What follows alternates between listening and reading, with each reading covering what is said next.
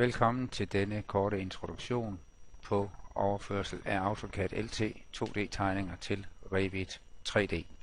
Jeg har startet min Revit op her, og inden jeg går i gang, vil jeg kun lave en enkelt lille ændring. Det er i projektbrowseren herovre, fordi den template, den er startet op med, indeholder både kælder, første sal og anden sal, og det laver vi lige lidt om på.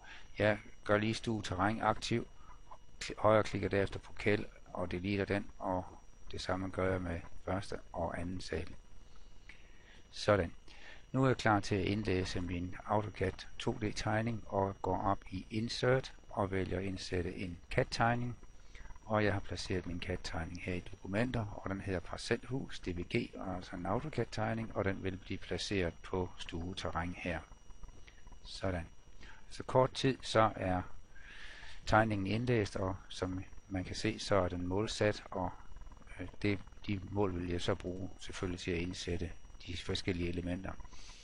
Jeg er klar til at starte med at tegne konturerne, væggene, og går op og klikker på Architecture, klikker på en væg, og der er i templaten indlæst nogle standardvægge, og jeg går ned her og vælger en 348 mm væg, som denne pågældende tegning er skabt med. Jeg vælger væggen og ser, at den som standard er sat til 8 meters højde. Det er lige rigeligt, så vi laver det om til 2800 mm. Klikker på Apply og får 2800 mm heroppe i Properties-linjen. Jeg vil gerne tegne den udvendige linje af væggen og vælger Finish Face Exterior og vælger, at væggene skal hænge sammen. Nu kan jeg herinde på tegningen se, at der snappes til den underliggende AutoCAD-tegning, således at jeg blot kan gå rundt og klikke i hjørnerne her og afslutte herhenne. Sådan, taste Escape, og jeg har tegnet ydervæggen af mit hus og kan med det samme se den i 3D. Sådan, og gå tilbage til stueterræn. Nu er jeg klar til at tegne de indvendige vægge, og jeg vælger igen her en wall og går ned og finder en væg, som jeg har foruddefineret, som er 100 mm i letbeton. Den ligger der. Sådan.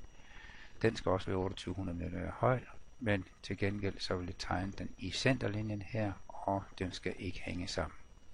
Nu er jeg klar til at tegne de indvendige vægge. Også her snappes der til centret af væggen, og jeg kan trække den hen til den anden ende. Sådan fortsætter jeg med alle væggene.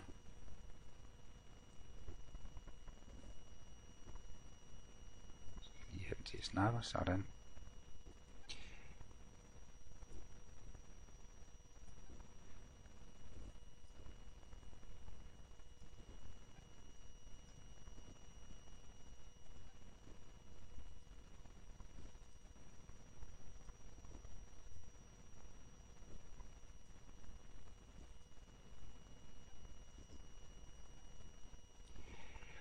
Og så kan jeg se heroppe i 3D, om jeg har alle væggene med, og det ser fint ud. Jeg er klar til at tegne døre og vinduer i bygningen. Jeg vil starte med at placere nogle vinduer, og jeg har i gavlene tre vinduer med et åbningshul på 1212.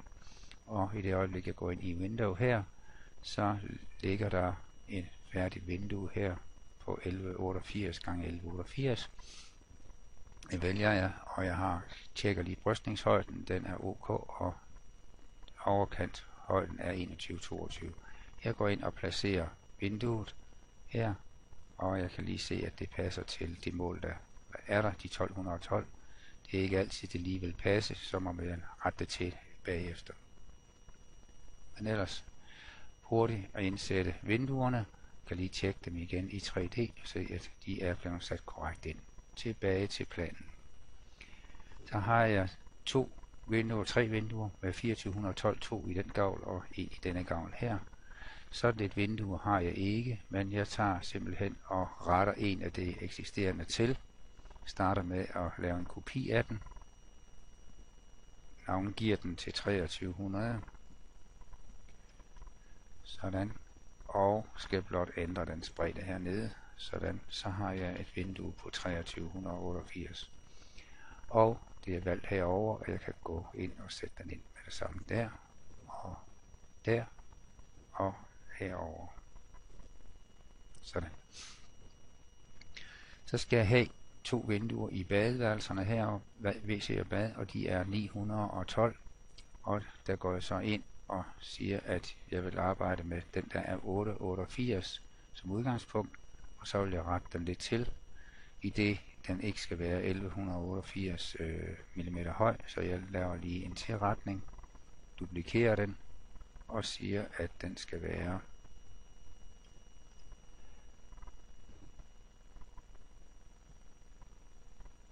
688, sådan. Og den skal være 688 her, sådan. Og vi klikker OK, sådan. Og den er vi så klar til at sætte ind. Vi skal lige ændre den sildhøjde her, den laver vi lige til 1,30 meter. Sådan. Og så sætter vi vinduet ind her. Og her. Og den her kan komme til at sætte lidt forkert, så den laver vi lige om, så rykker den ud der. Sådan. Vi kan stadigvæk lige se, om det passer i 3D. Det passer stadigvæk fint. Vi klikker igen på stueterræn, og jeg er nu klar til at indsætte et vindue herover eller en udvendig dør. Hæve skydedør, så jeg vælger en dør her og klikker i her, og hernede har jeg en sliding door, 2 panels, kan jeg vælge.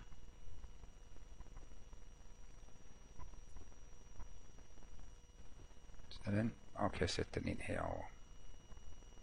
Sådan. Så mangler jeg de 2 yderdøre herover, og jeg står stadigvæk i door her, og kan gå ind ned og vælge en entrédør med glasparti. Den vælger jeg 900 gange 21 der, og går ind og sætter ind her. Og tilsvarende herhen. Sådan. Så er jeg klar til at sætte de indvendige døre i huset. Jeg klikker på indvendig dobbeltdør, enkeltdør, 900 eller 9 M9 gange 21 og placerer dørene i de pågældende vægge, og jeg placerer dem kun sådan cirka, i det de kan rettes til bagefter. Jeg vil i den her sammenhæng ikke gøre så meget ud af selve placeringen, men lige vise, hvordan man vender dørene. Så er alle dørene sat i, og jeg retter dem lige til. Jeg klikker op i Modify, klikker på døren her, og siger, at den skal lige gå op til den modsatte side. Klikker på den her, den skal gå op til den modsatte side, det skal den her også. Og den her skal så vendes, det skal gå indad i stedet for. Den her skal lige vippes over til den anden side. Og den her skal lige gå indad i huset og vippes over til den anden side. Den her skal også gå indad. Sådan. Så er døre og vinduer sat i huset, og vi kan lige se den i 3D igen. Og nu mangler vi egentlig bare i denne her simple præsentation her at sætte et tag på. Jeg vælger, at den skal placeres på tag, men inden jeg gør det, vil jeg lige gå ind og tjekke, at den nu kommer ind i den rigtige højde, for jeg klikker lige dobbeltklikker på opstalten syd her, og ser lige, at planen tag, det ligger i 9 meter, og det laver jeg lige om til, at planen tag står i 2800 meter. Sådan.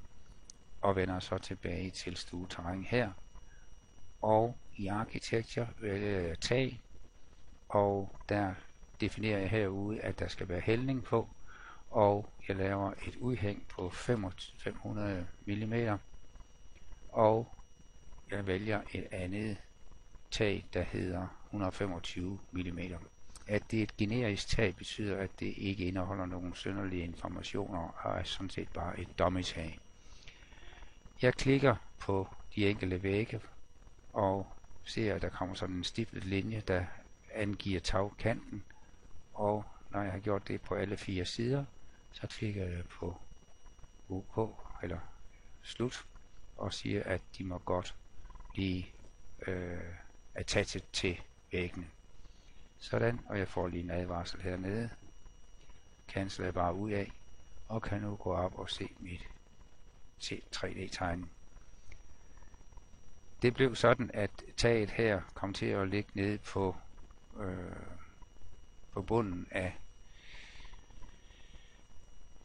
huset, og det er selvfølgelig ikke særlig godt, så jeg